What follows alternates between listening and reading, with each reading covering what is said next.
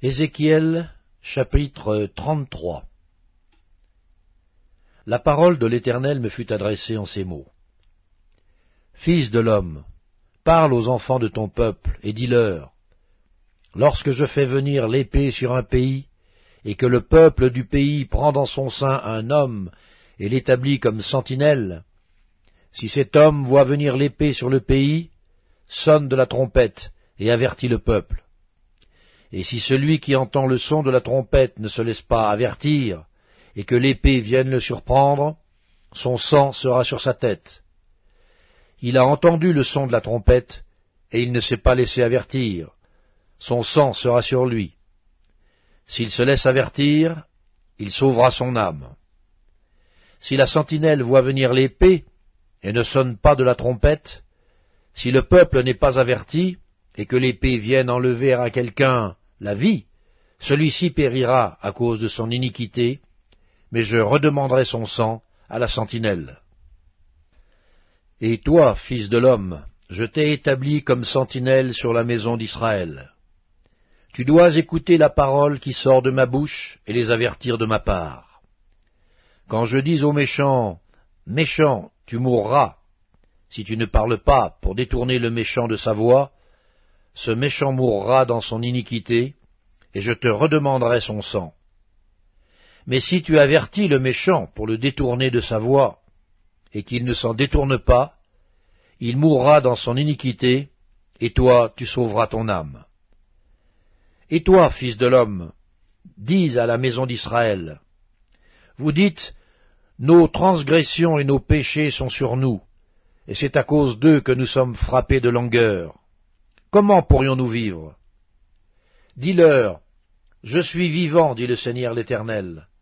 Ce que je désire, ce n'est pas que le méchant meure, mais qu'il change de conduite et qu'il vive. Revenez, revenez de votre mauvaise voie, et pourquoi mourriez-vous, maison d'Israël?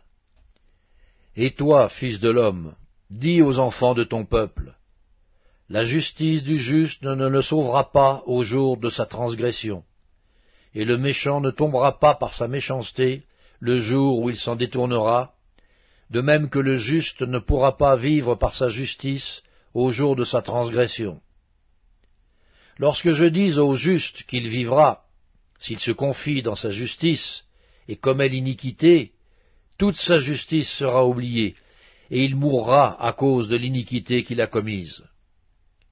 Lorsque je dis au méchant, tu mourras, s'il revient de son péché et pratique la droiture et la justice, s'il rend le gage, s'il restitue ce qu'il a ravi, s'il suit les préceptes qui donnent la vie sans commettre l'iniquité, il vivra, il ne mourra pas.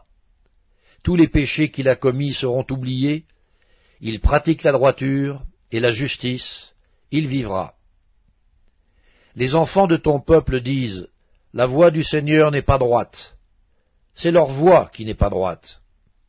Si le juste se détourne de sa justice et commet l'iniquité, il mourra à cause de cela.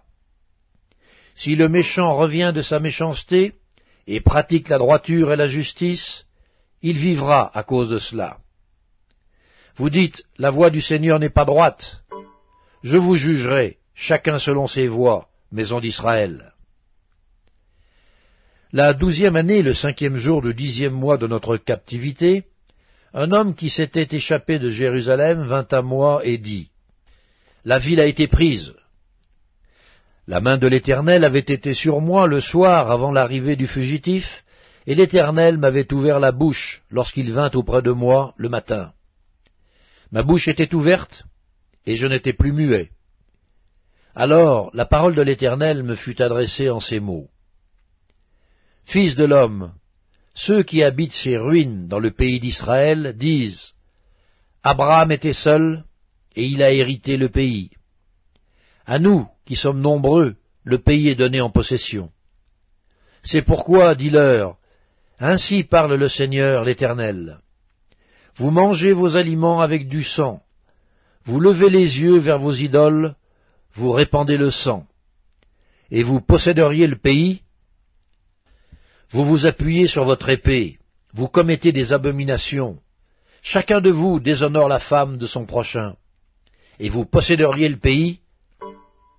Dis-leur, ainsi parle le Seigneur l'Éternel, je suis vivant, ceux qui sont parmi les ruines tomberont par l'épée, ceux qui sont dans les champs, j'en ferai la pâture des bêtes, et ceux qui sont dans les forts et dans les cavernes mourront par la peste.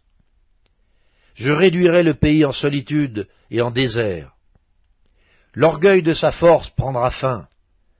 Les montagnes d'Israël seront désolées, et personne n'y passera.